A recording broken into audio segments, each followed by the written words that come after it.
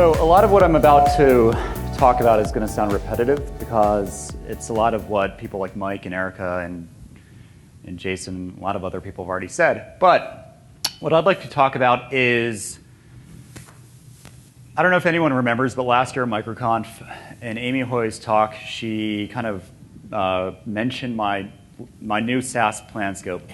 And at that point, I just hit 1,000 a month, and I was really happy, and I was just noticing that getting customers was a lot harder than I ever thought it would be. And I think a lot of us, anyone who's built products knows that we all tend to think that, we're all really excited about what we're building, and then we put it in the wild, and until we get through that learning phase that Rob mentioned yesterday, we don't really know that the perfect way to get a new customer. So when I launched Planscope, I kind of had, I wanted the immediate, I'm one of those guys who, when I launch something, I will tail the log file and I'll just be glued to Kissmetrics or my analytics. And I love being able to see kind of, somebody comes to my site, they read the marketing site, they respond to the call to action, they sign up their trial. And what I started finding, though, is that that's easier said than done. Trying to win somebody over immediately is not always ideal, and especially if we're throwing money at people or if we're paying to bring somebody to our website, we can end up having pretty low results, I think. So what I'm going to be talking about today is how I've gone from this mindset of immediate gratification to taking weeks or even months before somebody who enters my ecosystem ever becomes a paying customer of mine. And I'd like to just talk about the story that led me from Planscope to writing 2 books to having a workshop and ultimately a newsletter. So who here does acceptance testing? So we know what happy path testing is, right? Which is how we imagine things work in a perfect world. So my happy path of sales was somebody Googles for project management software. They hit my marketing site. They are convinced by it. They come to the sign-up form. They give me their credit card and kick off a trial and become a paying customer. That works sometimes, but it works. Conversion rates can be pretty low. I mean, I spent so much time optimizing my marketing site and the call to action and everything else, but still, when I got to starting to set up paid acquisition, I just realized it wasn't panning out to what I thought it would be. And this gets even more complicated when we start advertising. So let's say I run, an AdWords campaign, and wouldn't it be great if I was paying $2 a click? And let's say I got a 3% conversion rate. I was then paying $67 for a trial. Say 10% convert. Went through too quickly. Anyway, I could be looking at 3, maybe even 4 figures just to get a new customer. And until you've had your product up for a while, you might not know what your average lifetime value is. So you could be losing money getting a new customer, which is not exactly where any of us want to be. So what I was finding out was I had a pretty high cost per customer or cost per acquisition, but my lifetime value, at least initially, was low.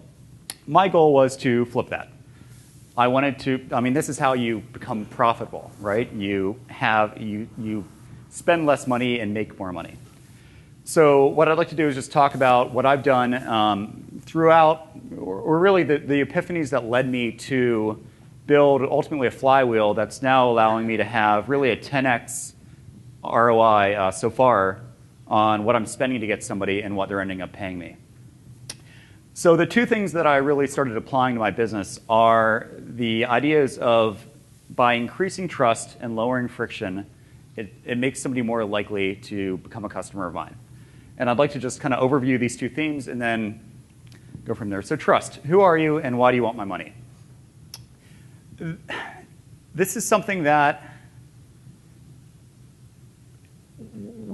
there's a certain percent, there's an amount of risk anytime. One of the things I teach consultants is the reason people like to pay us less than we might want to charge is that there's a risk that we will not be able to deliver what we're telling people we'll be able to deliver. So we might have these grand ambitions of we have this great software and we're going to deliver an amazing outcome to the buyer, but somebody who stumbles upon our site, has never met us before, they read what we say, they'll see some testimonials and everything, but still, the trust is probably relatively lower. It's better when people guest blog or you're mentioned on podcasts and people know who you are and everything, but if you're just starting out, you probably don't have that yet. So the way to establish trust is to over-deliver value.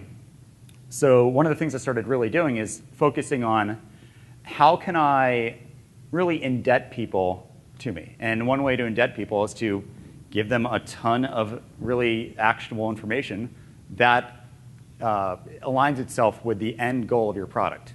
So if I'm building project management software for freelancers, I could teach people how to become better freelancers and really give them a lot of tips that have helped me and let them know that not only can I sympathize with, I understand their pains. I legitimately understand the problems they're going through and why they're looking for something like Planscope. And over time, I can really prove to them that I know what I'm doing, and it makes the barrier of entry and that risk coefficient lower. And the second thing is friction. How hard will it be to start using this? When a lot of us think of product friction, we think of, okay, maybe we need to have stronger call to actions, or our sign-up form has too many fields. But in reality, there's a lot of internal friction. Take case in point, my project management software. In order to get somebody to sign up or to actually use my product, they need to internalize, yes, I'm going to fill out this sign-up form. I'm going to take the time to set up my account. I'm going to get familiar with this product. I'm going to invite my team, and then I'm going to need to explain to my team why, what is this? Why am I making them join me in this? And then I'm going to need to decide, am I going to invite an actual client to work with me on my project? Invite the client, and then most importantly, oh my God, throw an actual real paying project at this and pray that I don't embarrass myself. And these are, we're always looking for escapes. When anyone's trying to sell you anything, we want any excuse to bail. And that's why, you read something by Sean D'Souza, and he really emphasizes the need to overcome objections. We really need to get into the heads of our target customer and realize what are they struggling with as they read our sales copy, and really throw that back at them and let them know we understand and we want to help them. And that's also why long-form sales pages tend to work well too, because we have the room to do that. So with those two things in mind, and this kind of references what Mike was just talking about, no one buys software. No one wants project management software. What they want is a kick-ass consulting company, or they want to be more transparent with their clients, or something that measurably impacts their business. No one just says, I want to add software to my stack. So what these three things, increasing trust, reducing friction, and really delivering on outcomes, has allowed me to do is think, instead of saying I build and sell project management software for freelancers, instead, what if I'm teaching freelancers how to make more money, or how to get rid of problem clients, or how to invoice better and collect money better? And instead of sending traffic to my marketing site, why not send traffic to a free email course squeeze page that promises to help somebody find better clients? Instead of convincing somebody to ditch their current PM software and switch to mine, why not sell them a book with actionable worksheets and teach them to make more money because of something that I've given them, and then I'll cross-sell later my project management software. So this is kind of what I've started doing. And what's been surprisingly really cool about this is by the time they become a Planscope, like this is an actual real customer, the only thing that's different is the dates. 4 or 5 months go by, they actually sign up for Planscope at that point, but by then I've already collected a few $100 from them. So it's kind of almost like paid lead generation in a way, but what I've done by then is they've been on my newsletter, I've been showing up in their inbox weekly, I've been giving them free value, I've been giving them paid content, like Heat mentioned earlier.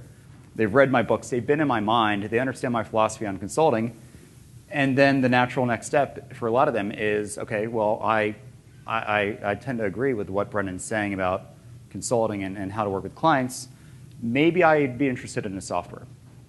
So this is an actual profile of a customer. I also have a $1,200 workshop, which is a really nice boost to customer lifetime value. And this is kind of my funnel that I've set up. And you'll notice the end goal, Planscope, my SaaS, isn't, it's kind of buried farther down. And granted, some people go directly to Planscope, but ultimately, where I'm sending traffic is this newsletter. Because with this newsletter, I'm getting ridiculously high opt-in rates, which I'll show you in a second. And then I'm able to introduce low friction or lower friction offerings, transactional products, impulse buys. Adopting new software versus getting a book that's going to teach you how to make more money as a freelancer. They're in no way equal, and the value comes much sooner when somebody gets that book. With software, I mean, think of signing up for Hittail. It might take you weeks to derive value from it, and that's just the nature of a lot of software. So you remember that Intuit ad I showed before as a sample of an ad that sends traffic to a marketing site. This is an ad I'm running on LinkedIn and Facebook now. Think about $2.10 a click. I'm getting a 40% conversion rate, which is awesome. And I'm spending about $5.25 to get somebody on my newsletter. I now have a list of 4,500. It's actually, I submitted this Wednesday, so it's like 4,600 now. I've had some churn, so ultimately I've had, I think, 5,100 total people on my list. Since August, it's generated 230,000. And this is just through email.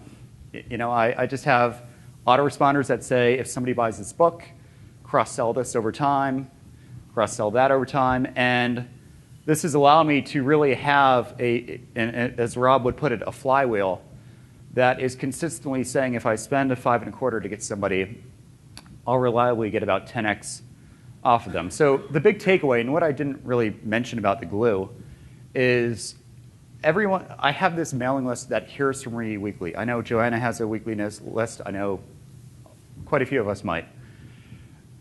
Because I'm a staple in a lot of people's inboxes, and I'm giving them value. If they don't get value, they're going to unsubscribe, and that's fine. I mean, I don't imagine that everyone on the planet who identifies as a consultant is going to be able to learn something from me. But if you can, what I'm doing is I'm building up this trust, and I'm letting them know that I want to help them. And if they're getting let's say a one-to-one time to digest versus value output coefficient with my newsletter, I let them know they're going to get a 10x or 100x with my workshop.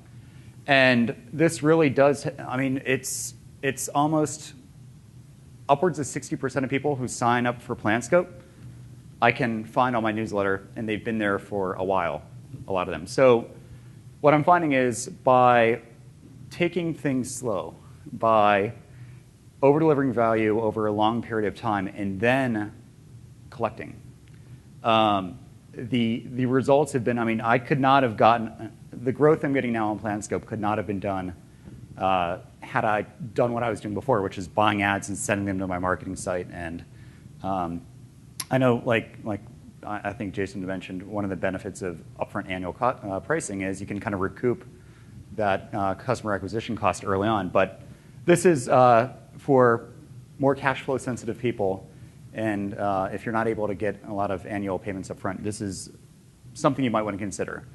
Take your time, over-deliver value, and have intelligent cross-selling paths and upselling paths that capture monetary value over time.